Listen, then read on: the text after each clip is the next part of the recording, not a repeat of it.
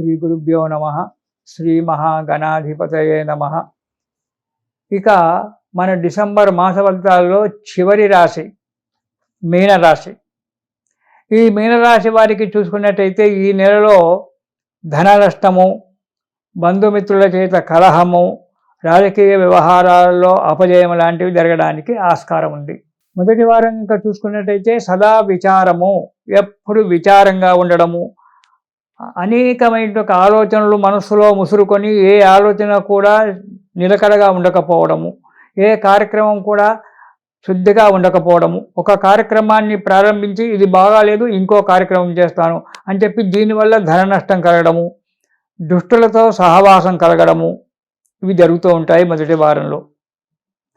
ఇక రెండవ వారం కనుక చూసినట్టయితే మనోవిచారము, డబ్బు నష్టపోతే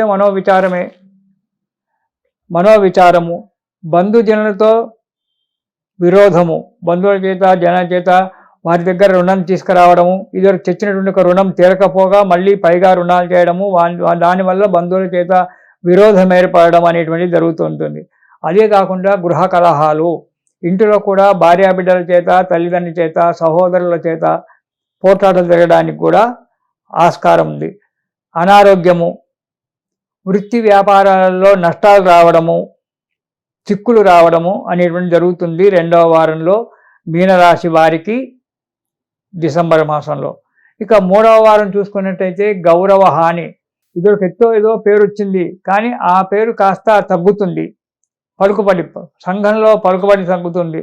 ఏదైనా 10 మంది కూడా ఏదో మాట్లాడుకుంటే మనం కూడా అక్కడికి వెళ్ళి మాట్లాడితే మన మాటకు విలువ ఇవ్వకపోవడం అనేటువంటి జరుగుతూ ఉంటుంది.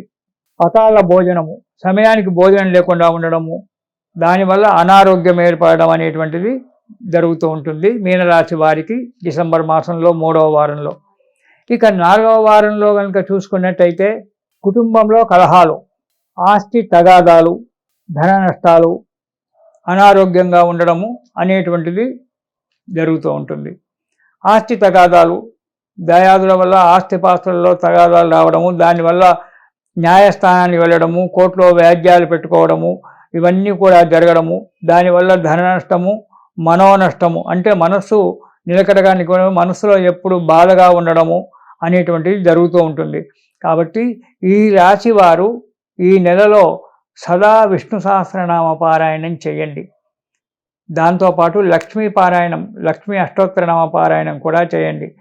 చేసినప్పుడు మీకు ఈ నెలలో శుభం కలుగుతూ ఉంటుంది, అన్ని రకాలుగా శుభంగా ఉంటారు. శుభం. స్వస్తి సర్వేషాం సమస్త సన్మంగళాని భవంతు. మనం తిరిగి 2025 జనవరి మాస ఫలితాలలో, వచ్చే సంవత్సరం మాస ఫలితాలలో కలుసుకుందాము. ఇది శుభం.